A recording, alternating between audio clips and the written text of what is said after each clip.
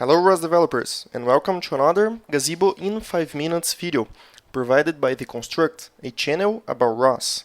I am Marco Arruda, and in this video we are gonna learn how to create a robot using URDF. Of course, this is only the part 1, and this is about links. But before anything else, remember to visit the Robotics Academy, our online academy where you'll find practical online ROS courses using simulated robots. No installation is required, and you'll find a link to the academy on the video description. So now let's start with the video, with the project. I have created this project, Gazebo in 5 minutes, number 7. So let's open it. And you're going to start from the scratch. This is an empty project. I'm not starting from the previous one, okay? So first thing, I'm going to open a shell. We are going to create a new package. And in the IDE, we are going to code the robot model, okay? So in order to have a new model, this means we may want to launch it from ROSDS simulation launcher. So I'm going to put my package inside the simulation workspace, okay? So let's get inside to the simulation source folder and catkin create package. I'm gonna call it my robot description, and for instance it doesn't have any dependency, okay? So there it is. First thing first, we need to create a folder called URDF. This is where you're gonna place our robot description files, and I'm gonna also create another folder called launch folder. For the launch files, we're going to have at least one to spawn the robot, okay? So inside URDF, let's start creating robot.urdf file, and this is XML standard, so let's change it here. I'm gonna put the letters quite bigger, and let's start with the model. So first of all, this is an XML, and then we have to initialize it with the robot tag, okay? And you can define the name of the robot here. You can use whatever you prefer. I'm gonna call it my robot. And you can already, of course, close the robot tag. And the first thing, I'm gonna create a new link to the robot. Basically, robots are composed by links and joints. Okay, so you can think a link is like a member of the robot, like an arm or maybe a leg. Okay, and the joints are the components that binds the links together. Okay, so you cannot have links that are not bounded to the first link with a joint, okay? So if you're going to have more than a link, of course we are going to have later, you need to create joints to bind them, okay? So the first property we have to put for a link is the pose property, which is the place this link is going to be. And then we need to put the inertial part of the robot, which is about the mass, the origin, and also the inertia, which is a matrix, okay?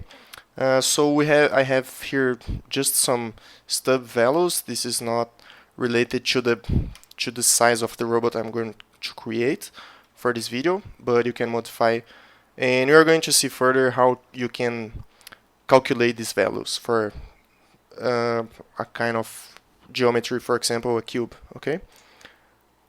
And then after the inertial part, we have two other parts that you may, if you are watching this series from the very beginning, you will remember about the models that we have created for Gazebo using SDF, and we have the same for a robot description. We have collision and visual parts, okay? And they can be the same or not, okay? In this case, we are going to use the same geometry to describe the collision and the visual parts. So for both collision and visual, we have geometry, and we are using the same box here, okay? Box size. And for a visual part, you can change the origin. So that's it. Basically, we have our first link for the robot, and you can add some comments here, so it's going to be easier to understand. For example, first link, And finally, let's create a launch file to spawn the robot in Gazebo, so spawn.launch. In the meantime, we can start an empty simulation. And while we're waiting for the simulation to get ready, let's fill the spawn file. I'm gonna copy, paste, and explain what we have here. So we have first the launch tag we're opening and closing. Second thing, we have the parameter called robot description, and we're using this command chakro command to parse the file robot URDF. So we are finding for my robot description /URDF /robot.urdf. That's the path to the file that contains the description of the robot. Okay, and then we can use these arguments to describe the initial position of the robot. In this case, I'm using this. So you can put, for example, 1.5 meter higher. And finally, we're calling a node, which is, I'm calling it my robot spawn, and it comes from the package Gazebo ROS, and the executable is spawn model. Okay, we are showing the output in the screen and passing the arguments. So you have for URDF the parameter robot description, the name of the model is my robot, and the arguments that we have filled here. Okay, so X, Y, and Z. Now let's get back to the simulation. For instance, we have only an empty scene, and let's spawn the robot. So let's compile simulation workspace just to generate the header files, and it has to recognize our new package we have just created. We have already spawned the robot in a previous chapter, but it was about a robot that was created already. And this time we are spawning a robot that we are creating. Okay, that's why I prefer to start from the scratch. So let's do that.